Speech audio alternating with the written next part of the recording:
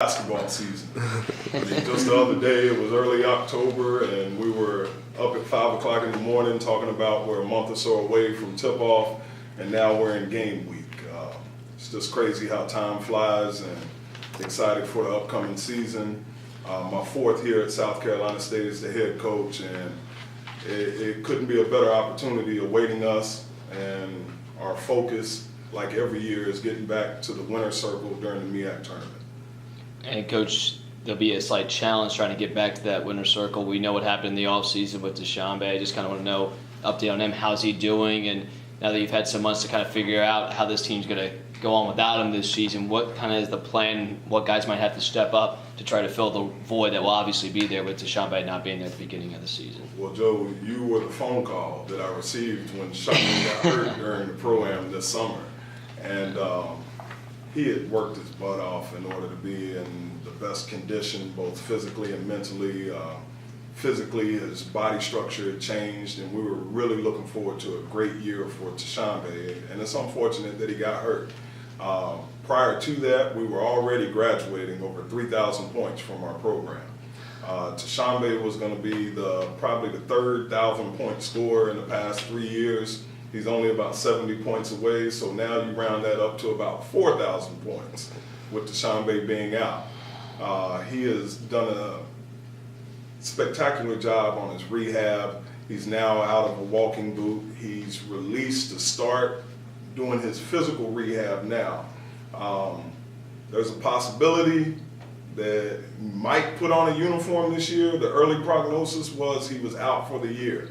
So we'll see. I really would want DeShawn Bay to get a whole year for his senior year, but we'll cross that bridge when we come to it. He hasn't missed a practice, even though he's been injured. And guys, that's not easy. It speaks to the character of the young man. We go at 5 o'clock in the morning, and DeShawn Bay has been in every practice, encouraging his teammates, doing some of his rehab on the sidelines. So you couldn't ask for a better person to be around your program, even though he's injured. And is the team ready to step up in his absence, though? I mean, does him being there in practices, does that help kind of the morale of the team? You kind of talked about, speaks to his character, but I got to imagine it kind of tricks down to the other guys on the team. Just his being there has got to be a boost. Right. DeShawn Bay and I have discussed that. We said that this year his leadership is even more important, being on the sidelines. I notice when he's not around the court and he's doing rehab, because you always hear him talking. And then I look up during breaks and he's coaching up a younger guy. The guys have responded, better than I thought they would, to be honest with you. Our young guys are really eager for the opportunity. Our motto this year is all of us. I was asked a question, who was going to step up in absence of DeShawn Bay? And the first thing that popped in my head was all of us, from the coaching staff down to every player, manager. Everyone's got to step up in order to make this a successful year. And right now, I really love this basketball team. There's no superstars. So everyone comes in and they got to hold their ground and compete every day. And I couldn't ask for a better group of guys that will go out and compete against the who's who of college basketball. You guys obviously have a tough schedule, Joe was talking about before. But when you went back and watched the film of that first exhibition against Coastal, what were some of the things that you liked and what were some of the things that you'd like to see improved before heading into this week against Wisconsin? Well, the exhibition game against Coastal, first of all, I want to give Cliff Ellis a great deal of credit of creating that exhibition game. The proceeds went to a great cause of hurricane relief. It's been a trend in college basketball this fall. And what better way to get a game under your belt, or a game-type experience under your belt, than an exhibition game, and then the proceeds go to benefit a great cause. Playing Coastal was beneficial to us because it will get us prepared for a higher-level basketball team. Coach Ellis has done a great job in their transition to the Sun Belt in recruiting long, tall, athletic guys. And we played really well in spurts. It was a lot of our guys' first Division I college basketball game. We got some JUCO recruits. We got a big fella that I can't wait for people to see. And Alex Taylor, 6'9", 280 pounds. In his first college game, Alex had 11 points and 8 rebounds. And he had never played a college basketball game. That's a transfer in from Appalachian State, where he was offensive lineman / tight end for Appalachian State on the football team. But wait till you see this guy. He was really impressive. Some of our new guys played particularly well during the Coastal scrimmage. exhibition game. And, so I look forward to seeing the whole group step up, this Friday night in the Kohl Center versus the Wisconsin Badgers. So I'm not comparing Coastal to Wisconsin, but it's the closest thing we've had so far. And including that exhibition, I think that would be, 5 road games to start the year, so 4 regular season, 1 exhibition. And it's not like you're just going right down the street. You're going out west, you're going up north. I'd recommend bringing a jacket when you go up to Boston. Absolutely. But when you're moving around so much, especially early on in the year, what kind of experience? Obviously, being able to go up against great talent, but the experience of not being home and being able to go to these big different environments. What kind of experience will that help with you guys as the year goes on? Right, taking that exhibition game, that was the exact reason why, Mike. It put us on the road. It put us in a away team environment. So it gave our guys, I hope it took some of the butterflies away that when we go out here to Wisconsin and then Boston College, Yale and UCLA. I can't duplicate the atmosphere that we're going to see Friday, but I wanted to put them in a tough situation. And the sooner the better. And the exhibition game doesn't count against the record, so I said, why not? The guys that stepped up, we're going to need them to play even better on Friday night. Wisconsin was in the Elite Eight last year. They probably have a draft pick or 2. I know the Hap kid is phenomenal. That's a 6'9" guard forward that he can do everything. So it's not going to be lack of effort.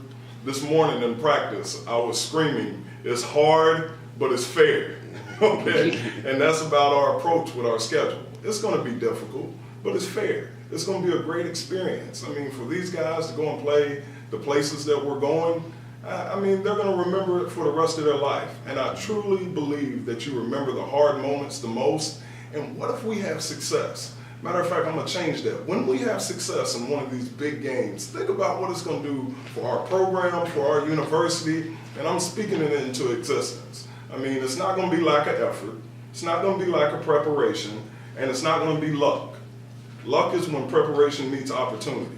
And we're going to have all the opportunities in the world, more than I probably want. But we're going to be prepared, and we're going to go in, and we're going to play with Bulldog tenacity, and let's see where we're at the end of 40 minutes. You guys have played. Go ahead. No, Coach, in the past, you kind of ran the up-tempo basketball with the addition to Taylor. Now, talk a little bit about, you got kind of a balanced approach now.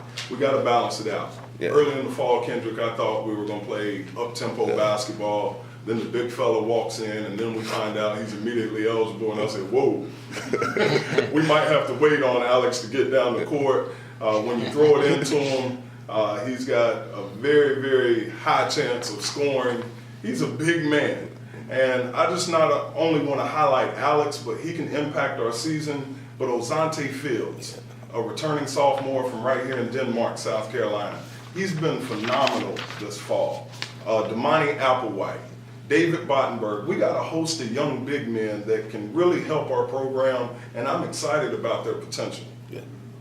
Coach, I was going to say, you talk about the schedule strength, just off the bat, you've gone through this before. I'm just wondering, through your experiences the last few years of going against these tough teams, what's the trick to managing the guys from the psyche standpoint, the physical standpoint? You're talking about wear and tear, tough opponents. And the goal, again, as you mentioned, is to win the MEAC. So going through this gauntlet, what's the trick in your mind to how to manage it successfully to reach your ultimate goal, which is cutting down the nets in March? That's the hardest part on this level, is to keep your team mentally into it. Going to play Wisconsin last year, we had the 5th toughest schedule in all of Division I basketball.